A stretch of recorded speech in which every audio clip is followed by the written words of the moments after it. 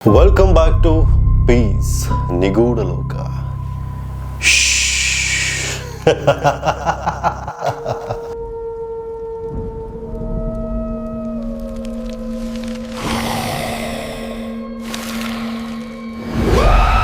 Guys, ಇವತ್ತು ನಾವು ಒಂದು ಭಯಾನಕ ದಂತಕಥೆಯನ್ನ ಪೀಸ್ ನಿಗೂಢ ಲೋಕದಲ್ಲಿ ಹೇಳಿಕೊಟ್ಟಿದ್ದೀವಿ. ಯಾವುದಪ್ಪ ಕತೆ ಅದು ಅಂದರೆ, ನಿಮ್ಗೆಲ್ರಿಗೂ ಗೊತ್ತಿರೋ ಹಾಗೆ ಸುಮಾರು ವರ್ಷಗಳ ಹಿಂದೆ ಅಂದರೆ 1980ರ ದಶಕ ಅದು. ಹಳ್ಳಿಗಳಲ್ಲಿ, ಸಿಟಿಗಳಲ್ಲಿ ನೀವು ನೋಡ್ತಾ ಇದ್ದಂತಹ ಎರಡೇ ಎರಡು ಪದ ಎಲ್ಲ ಕಡೆ ಇತ್ತು. ಆ ಎರಡು ಪದಗಳು ಇಡೀ ಜನರನ್ನ ಬೆಚ್ಚಿ ಬೀಳಿಸ್ತಾ ಇತ್ತು. ಯಾವುದಪ್ಪ ಅದು ಪದ ಅಂತ ಹೇಳಿದ್ರೆ, ಹೇಳೋಕ್ಕಿಂತ ಮುಂಚೆ ಯಾರಾದರೂ ಹೊಸದಾಗಿ ವಿಡಿಯೋವನ್ನು ನೋಡ್ತಾ ಇದ್ರೆ, ನಿಮಗೆ ಈ ವಿಡಿಯೋ ಇಂಟ್ರೆಸ್ಟಿಂಗ್ ಅಂತ ಅನ್ಸಿದ್ರೆ ಮಾತ್ರ ವಿಡಿಯೋಗೆ ಒಂದು ಲೈಕ್ ಕೊಡಿ, ಸಬ್ಸ್ಕ್ರೈಬ್ ಮಾಡಿ. ಹಾಗಾದರೆ ಬನ್ನಿ ಇವತ್ತಿನ ವಿಡಿಯೋವನ್ನು ಶುರು ಮಾಡೋಣ. ನಾನು ಹೇಳಕ್ಕೆ ಹೊರಟಿರೋ ಕತೆ ನಾಳೆ ಬಾ. ಎಸ್, ನಾಳೆ ಬಾ ಅನ್ನೋ ಪದನ ನೀವು ತುಂಬ ಹಳ್ಳಿಗಳಲ್ಲಿ ಅಥವಾ ಹಳ್ಳಿಯ ಡೋರ್ಗಳ ಮೇಲೆ ಬರೆದಿರುವಂಥದ್ದನ್ನು ನೀವೆಲ್ಲರೂ ನೋಡಿರ್ತೀರಿ. ಯಾಕೆ ಅದನ್ನು ಬರೀತಾ ಇದ್ರು, ಅದ್ರ ಬಗ್ಗೆ ಇವತ್ತು ಈ ವಿಡಿಯೋದಲ್ಲಿ ತಿಳ್ಕೊಳ್ಳೋಣ ಬನ್ನಿ. ನಾಳೆ ಬಾ ಇದು ಕೇವಲ ಬರೀ ಎರಡು ಪದ ಅಲ್ಲ. ಸುಮಾರು ವರ್ಷಗಳ ಹಿಂದೆ ಎಲ್ಲ ಜನರನ್ನ ಬೆಚ್ಚಿ ಬೀಳಿಸಿದ ದುರಂತ ಕತೆ. ಹಾಗೆ ಒಂದು ಜಾನಪದ ದಂತಕತೆ. ಕೆಲವು ಸಿಟಿಗಳಲ್ಲಿ, ಹಳ್ಳಿಗಳಲ್ಲಿ ನೀವು ಈ ಪದಗಳನ್ನ ನೋಡೇ ಇರ್ತೀರ. ಆ ಎರಡು ಪದ ವಿಚಿತ್ರವಾಗಿ ಎಲ್ಲ ಕಡೆ ಎಲ್ಲರನ್ನ ಭಯಪಡಿಸ್ತಾ ಇತ್ತು. ಅದು ಕಳ್ಳರು ಭಯನೂ ಅಲ್ಲ, ಅಥವಾ ಯಾವುದೋ ಕಾಡು ಪ್ರಾಣಿಗಳು ಬಂದ್ಬಿಟ್ಟಿದೆ ಅನ್ನೋ ಭಯನೂ ಅಲ್ಲ. ಮಧ್ಯರಾತ್ರಿ ಯಾರೋ ಮನೆ ಬಾಗಿಲನ್ನ ತಟ್ಟಾಗ ಶಬ್ದ.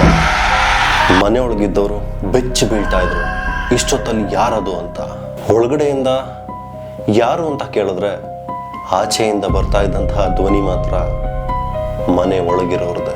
ಒಂದ್ಸಲ ತಂದೆ ಧ್ವನಿಯಾಗಿ ಬರ್ತಾ ಇತ್ತು, ಇನ್ನೊಂದ್ಸಲ ತಾಯಿ ಧ್ವನಿಯಿಂದ ಕರೀತಾ ಇದ್ರು, ಇನ್ನೊಂದ್ಸಲ ಮಗುವಿನ ಧ್ವನಿಯಿಂದ ಕರೀತಾ ಇದ್ರು.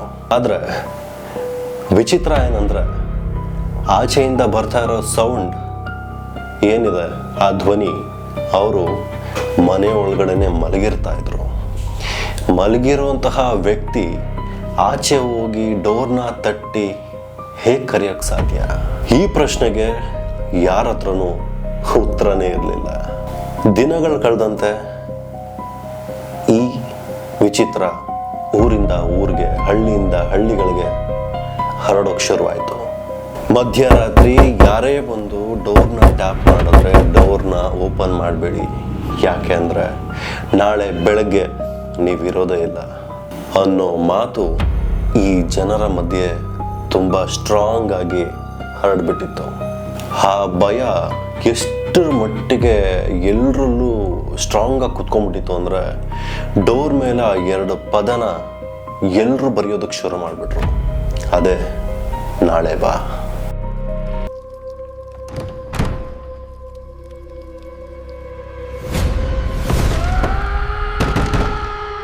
ಆ ಎರಡೂ ಪದಗಳು ಒಂದು ಕಾಲದಲ್ಲಿ ಇಡೀ ಜನರಲ್ಲಿ ಆತಂಕ, ಭಯ, ಒಂಥರ ಜಾನಪದ ದಂತಕತೆ ಆಗೋಯ್ತು.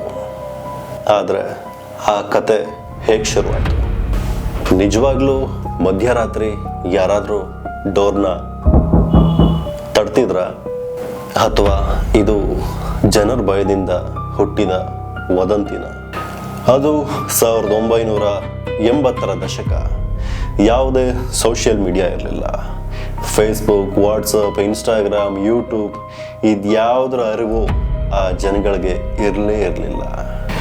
ಒಂದು ಊರಲ್ಲಿ ನಡೆದಂತಹ ಘಟನೆ ನಾಳೆ ಬೆಳಗ್ಗೆ ಇನ್ನೊಂದು ಊರಲ್ಲಿ ದೊಡ್ಡ ಕತೆ ಆಗ್ತಾ ಇತ್ತು. ಹೀಗೆ ಒಂದು ವದಂತಿ ಇಡೀ ಊರನ್ನು ಹಬ್ಬಿಡ್ತು. ರಾತ್ರಿ ಸಮಯ ಮೇ ಬಿ 2 ಗಂಟೆ ಅಥವಾ 3 ಗಂಟೆ ಒಳಗಡೆ ಈ ವಿಚಿತ್ರ ಘಟನೆ ನಡೀತಾ ಇತ್ತು ಅಂತ ಹೇಳ್ತಾರೆ. ಮೊದಲು ಈ ಥರ ವಿಚಿತ್ರ ಘಟನೆಗಳು ಆಗಬೇಕಾದ್ರೆ ಜನ ಅಂತ ಸುಮ್ಮನೆ ಆಗ್ತಾ ಇದ್ರು. ಬಟ್ ಅವ್ರೇನು ಅನ್ಕೋತಾ ಇದ್ರು ಅಂದರೆ, ಯಾರೋ ಊರಿಂದ ಊರಿಗೆ ಬಂದಿರೋ ಪ್ರಯಾಣಿಕ ಇರ್ಬೋದು, ಅಥವಾ ಯಾರಿಗೋ ಮೇ ಬಿ ಸಹಾಯ ಬೇಕಾಗಿರ್ಬೋದು ಅಂತ ಅನ್ಕೋತಾ ಇದ್ರು. ಆದರೆ ಕೆಲವು ದಿನ ಆದಮೇಲೆ ಎಲ್ಲ ಜನರು ಒಂದೇ ಥರ ಮಾತಾಡೋಕ್ಕೆ ಶುರು ಮಾಡಿದ್ರು. ಒಬ್ಬ ವ್ಯಕ್ತಿ ಹೇಳ್ತಾನೆ, ರಾತ್ರಿ ನಮ್ಮಮ್ಮನ ಧ್ವನಿಯಿಂದ ಯಾರೋ ಆಚೆ ನನ್ನ ಕರೀತಾ ಇದ್ರು ಅಂತ, ಆದರೆ ಅವರಮ್ಮ ಮನೆಯೊಳಗಡೆನೆ ಮಲಗಿದ್ರು. ಇನ್ನೊಬ್ಬ ಹೇಳ್ತಾನೆ, ನನಗೂ ನಮ್ಮ ಅಪ್ಪನ ಧ್ವನಿಯಲ್ಲಿ ಯಾರೋ ಕರೀತಾರೋ ಶಬ್ದ ಕೇಳಿಸ್ತು, ಆದರೆ ಅವರಪ್ಪ ಮನೆಯೊಳಗೆ ಮಲಗಿದ್ರು. ಇನ್ನೊಬ್ಬ ಹೇಳ್ತಾನೆ, ನನ್ನ ಮಗ ಕರೆಯೋ ಶಬ್ದ ಕೇಳಿಸ್ತಾ ಇತ್ತು ಅಂತ, ಆದರೆ ಅವನು ಕೂಡ ಮನೆಯೊಳಗೆ ಇರ್ತಾನೆ. ಇಂಥ ಕಥೆಗಳು ಒಂದಲ್ಲ ಎರಡಲ್ಲ, ಇಡೀ ಊರಲ್ಲಿ ಎಲ್ಲರೂ ಹೇಳ್ತಾ ಇದ್ರು. ಆದರೆ ಯಾಕೆ ಹೀಗೆ ಅನ್ನೋದ್ರ ಬಗ್ಗೆ ಯಾರಿಗೂ ಗೊತ್ತಿಲ್ಲ. ಆ ಪ್ರಶ್ನೆಗೆ ಉತ್ತರ ಯಾರಿಗೂ ಸಿಗ್ಲೂ ಇಲ್ಲ. ಜನ ಎಷ್ಟು ಭಯದಿಂದ ಬದುಕ್ತಾ ಇದ್ರು ಅಂದರೆ, ಯಾರಾದರೂ ಬಂದು ಬಾಗಿಲನ್ನ ತಟ್ಟಿದ್ರೆ ಹೋಗಿ ಡೋರ್ನ ತೆಗಿಯೋಷ್ಟು ಧೈರ್ಯ ಯಾರಲ್ಲೂ ಇರ್ತಾ ಇರಲಿಲ್ಲ. ಆಗ ಊರಲ್ಲಿರುವಂತಹ ಒಬ್ಬ ವಯಸ್ಸಾದ ವ್ಯಕ್ತಿಯ ಸಹಾಯ ತಗೊಂಡು ಅವನು ಒಂದು ಮಾತು ಹೇಳ್ತಾನೆ, ನೀವು ಇವತ್ತೇ ಹೋಗಿ ನಿಮ್ಮ ಮನೆಗಳ ಡೋರ್ ಮೇಲೆ ನಾಳೆ ಬಾ ಅಂತ ಬರೀರಿ ಅಂತ. ಹಳ್ಳಿಯ ಜನಗಳು ಅವನ ಮಾತನ್ನ ಕೇಳಿ ಹೋಗಿ ಎಲ್ಲರೂ ಒಂದು ಬಿಳಿ ಪೇಂಟಿಂದ ಡೋರ್ ಮೇಲೆ ನಾಳೆ ಬಾ ಅಂತ ಬರೀತಾರೆ. ಅದರ ಅರ್ಥ ಇವತ್ತು ಬೇಡ, ನಾಳೆ ಬಾ ಅಂತ. ಸೊ ಆ ನೆಗೆಟಿವ್ ಏನು ಬರ್ತಾ ಇತ್ತು ಅದನ್ನು ನೋಡಿ ಓದ್ಬಿಟ್ಟು ನಾಳೆ ಬಾ ನಾಳೆ ಬಾ ನಾಳೆ ಬಾ, ಹೇಗಿದೆ ಅಲ್ವಾ ವಿಚಿತ್ರ. ಸೊ ಅದೊಂದು ನಂಬಿಕೆ ಆಯಿತು ಜನರಲ್ಲಿ. ಅದನ್ನು ಓದ್ಬಿಟ್ಟು ಅದು ಒಳಗಡೆ ಬರಲ್ಲ, ಅದನ್ನು ಓದಿ ವಾಪಸ್ ಹೋಗುತ್ತೆ ಅನ್ನೋ ನಂಬಿಕೆ ಅವರಲ್ಲಿ ಸ್ಟ್ರಾಂಗ್ ಆಗಿತ್ತು. ಮೊದಲಿಗೆ ಒಂದು ಮನೇಲಾಯಿತು, ನಂತರ ಆ ಬೀದಿಯಲ್ಲಿ, ಆಮೇಲೆ ಇಡೀ ಊರು. ಹೀಗೆ ಕೆಲವು ದಿನಗಳು ಕಳೆದಂತೆ ಇಡೀ ರಾಜ್ಯದಲ್ಲಿ ನಾಳೆ ಬಾ ಅನ್ನೋ ಪದ ಎಲ್ಲ ಕಡೆನೂ ಇತ್ತು. ಆದರೆ ಒಂದೇ ಒಂದು ಪ್ರಶ್ನೆ ಯಾರನ್ನೂ ಬಿಡಲಿಲ್ಲ. ಡೋರ್ನ ಟ್ಯಾಪ್ ಮಾಡ್ತಾ ಇದ್ದಿದ್ದು ಯಾರು? ಜನರು ಏನು ಮಾತಾಡ್ತಾ ಇದ್ರು ಆ ಧ್ವನಿ ಯಾರೋ ಅನ್ನೋನ್ ಪರ್ಸನ್ ಥರ ಇರಲಿಲ್ಲ. ತಮ್ಮ ಮನೆಯೊಳಗಿರುವಂತಹ ವ್ಯಕ್ತಿಯದ್ದೇ ಆ ಧ್ವನಿ ಆಗಿತ್ತು. ಅದು ನಿಮಗೆ ತುಂಬ ಹತ್ತಿರದವರ ಧ್ವನಿಯೇ ಆಗಿತ್ತು. ಕೆಲವೊಬ್ರು ಅಮ್ಮ ಅಂತ ಹೇಳಿದ್ರು, ಇನ್ನೂ ಕೆಲವರು ಅಪ್ಪ ಅಂತ ಹೇಳಿದ್ರು, ಇನ್ನೂ ಕೆಲವರು ಮಗ ಅಂತ ಹೇಳಿದ್ರು. ಹಾಗಾದ್ರೆ ಹೊರಗಿಂದ ಕರೀತಾ ಇದ್ದಿದ್ಯಾರು? ಈ ಪ್ರಶ್ನೆಗೆ ಉತ್ತರ ಯಾರ ಹತ್ರನೂ ಇರಲಿಲ್ಲ. ಕೆಲವ್ರು ಅನ್ಕೋತಾರೆ ಇದ್ಯಾರೋ ನಮಗೆ ಪ್ರಾಂಕ್ ಮಾಡ್ತಾ ಇರಬೇಕು ಅಂತ, ಇನ್ನೂ ಕೆಲವರು ಅನ್ಕೋತಾರೆ ಇದೊಂದು ಭ್ರಮೆ ಅಂತ. ಆದರೆ ಇನ್ನೂ ಕೆಲವರಿಗೆ ಭಯ ಇತ್ತು. ಆ ಭಯ ಪಟ್ಟಿರೋ ಜನಗಳಿಗೆ ಈ ಉತ್ತರಗಳು ಯಾವುದು ಸರಿ ಅಂತ ಅನ್ನಿಸ್ಲಿಲ್ಲ. ಯಾಕಂದ್ರೆ ಪ್ರತಿ ರಾತ್ರಿ ಅದೇ ಸೌಂಡ್, ಒಂದು ಸಾರಿ, 2 ಸಾರಿ, 3 ಸಾರಿ, ಆಮೇಲೆ ಫುಲ್ ಸೈಲೆಂಟ್.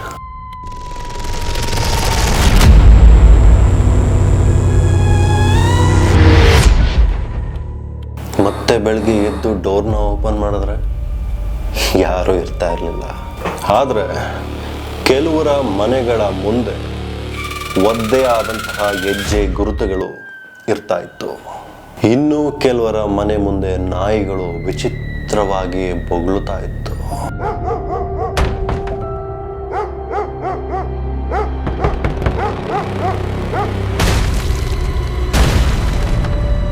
ಈ ಕಥೆಗಳೆಲ್ಲ ನಿಜನ ಸುಳ್ಳ ಅನ್ನೋ ಪ್ರಶ್ನೆಗೆ ಉತ್ತರ ಇದುವರೆಗೂ ಸಿಕ್ಕಿಲ್ಲ.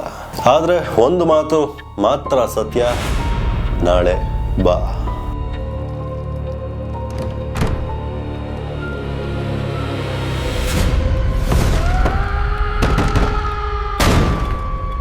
ಒಂದು ಕಾಲದಲ್ಲಿ ಸಾವಿರಾರು ಮನೆಗಳ ಮೇಲೆ ಕಾಣಿಸ್ತಾ ಇದ್ದಿದ್ದು ನಾಳೆ ಬಾ.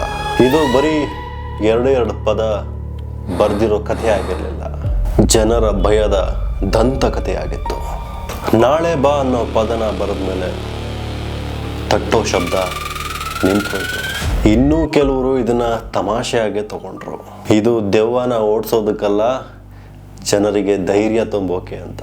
ಹಾಗಾದ್ರೆ ಯಾವ್ದು ಸತ್ಯ?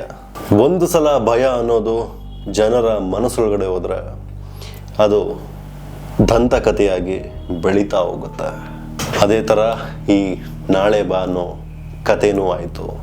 ಇವತ್ತಿಗೂ ನಾವು ತುಂಬ ಹಳ್ಳಿಗಳಲ್ಲಿ ನಾಳೆ ಬಾ ಅನ್ನೋ ಪದನ ನೋಡಬಹುದು.